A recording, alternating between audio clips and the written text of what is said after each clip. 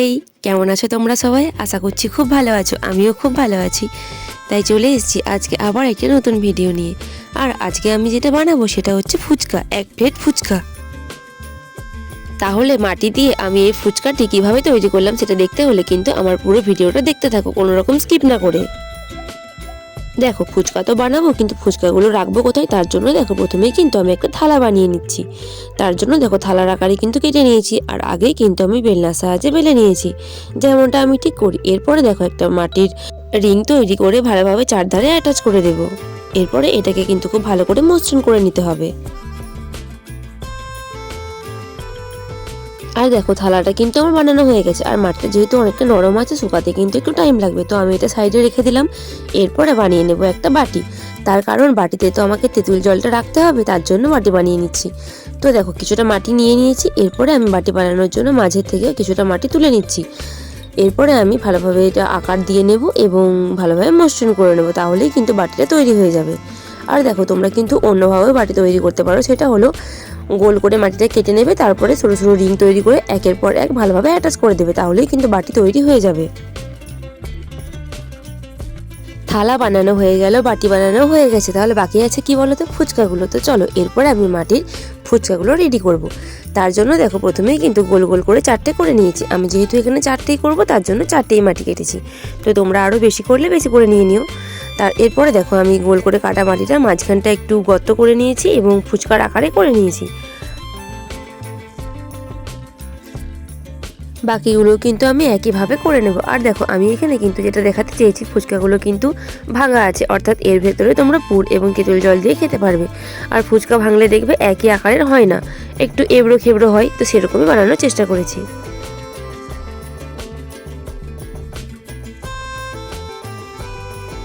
দেখো থালা বানানো হয়ে গেছে, বাটি বানানো হয়ে গেছে, যেখানে আমি তেঁতুল জল রাখবো, আর ফুচকাগুলিও হয়ে গেছে। তাহলে কি বাকি আছে বলো তো? আলুর পুরটা। এরপরে দেখো আমি আলুর পুরটা বোঝানোর জন্য কিছুটা মাটি নিয়ে হাতের সাহায্যে একটু আকার নিয়ে নিয়েছি। আর এরপরে আমি দেখো যেগুলো আরও জিনিস থাকে সেগুলো বানিয়ে নেব। যেমন ধরো তোমার আলুর পুরে অনেক কিছুই থাকে, মটর থাকে, ছোলা কলাই থাকে, চানাচুর থাকে, আরও অনেক কিছু থাকে, ধনেপাতা, আরও অনেক কিছু মশলা। তো সেগুলো আমি বানিয়ে নিয়েছি। দেখো আমার কিন্তু ফুচকা সব কিছু রেডি হয়ে গেছে, এরপর এটা শুকিয়েও গেছে। এরপর কিন্তু আসল কাজ, এটিতে কালার করা। আর কালার করার জন্য তোমরা কিন্তু জানো আমি প্রথমে কিন্তু প্রাইমার কালারটা ইউজ করি। তাই আমি এই সব জিনিসগুলিতে একে একে প্রাইমার কালারটা খুব ভালোভাবে করে নেব। আর আমার এইগুলিতে কালার করতে করতে তোমরা আমার ভিডিওদেরকে লাইক করে দাও এবং কমেন্ট করে নিজেদের নামগুলি জানিও। তার কারণ তোমাদেরকে না বলে তো তোমরা লাইক করতে ভুলে যাও। আর এরপরে তোমরা কি ভিডিও দেখতে চাও সেটিও কিন্তু কমেন্টে জানাতে পারো। আর তোমরা এখন নিশ্চয়ই ভাবছো যে ফুচকাগুলো তো ঠিক আছে, বাটি থালাও ঠিক আছে, কিন্তু আলুর পুরটা কি এরকম হয়? দেখো আলুর পুর তো নরমই হয়, মাখা মাখা থাকে, তো সেটা আমি আর কিভাবে বোঝাবো? তার জন্য আমি এভাবেই বানিয়েছি। আর মাটি তো শুকাবেই, আর না শুকালে রং করা যাবে না, তাই কিন্তু এভাবেই বোঝাতে হয়েছে। তোমাদের বোঝার জন্যই বানিয়েছি এভাবে, তো বোঝা গেলেই হলো। এরপর দেখো থালাটিতেও কিন্তু আমার কালার করা হয়ে গেছে। থালাটিতে এবং বাটিটিতে আমি ব্রাউন কালারটা করে নিয়েছি। এর আগে আমি থালা বানানোর ভিডিওতে লাল কালারের থালা বানিয়েছিলাম, তো ভাবলাম চলো এবারে একটু ব্রাউন কালার করা যাক, দেখি কেমন লাগে, তাই আমি ব্রাউন কালারটা করলাম। তোমরা কিন্তু অবশ্যই জানিও কেমন লাগছে। দেখো থালা এবং বাটি কালার করা হয়ে গেছে। এরপর আমি একে একে ফুচকাগুলিতে কালার করে নেব।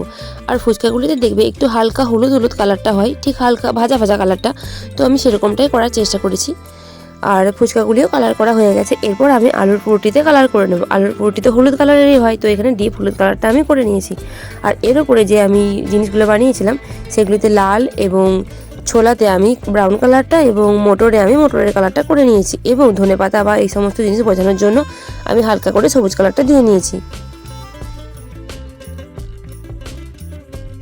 আর দেখো থালাটা এবং বাটিটা অনেকটা ফাঁকা ফাঁকা লাগছিল, তাই আমি সাইডগুলিতে একটু ডিজাইন করে নিয়েছি। খুব একটা ডিজাইন করিনি, সিম্পলি একটা ডিজাইন করেছি। এরপর আমি সব জিনিসগুলো একে একে থালাতে সাজিয়ে নেব।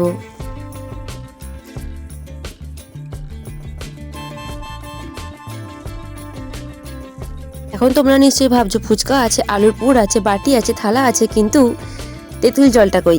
চলো চলে এসেছে তেঁতুল জল। তেঁতুল জলটা আমি বানিয়ে নিয়েছি। এটা আমি বানিয়েছি দুটো কালার মিশিয়ে, সবুজ এবং হলুদ। তাহলে এরপরে তোমরা একটা ফুচকা খেয়ে বলো তো কেমন হয়েছে? একদম আসল লাগছে তো ফুচকাগুলো দেখতে? কিন্তু এই ফুচকাগুলো কিন্তু খাওয়া যাবে না, তোমরা সাজিয়ে রাখতে পারো। তো আজকে আমার এই বানানো মাটির ফুচকাগুলি কেমন হয়েছে কমেন্টে কিন্তু অবশ্যই জানিও। ভালো লাগলে লাইক কমেন্ট শেয়ার করে দিও এবং নতুন হলে সাবস্ক্রাইব করে পাশে থেকো। আজ তবে আসি, আবার দেখা হবে পরের ভিডিওতে। টাটা।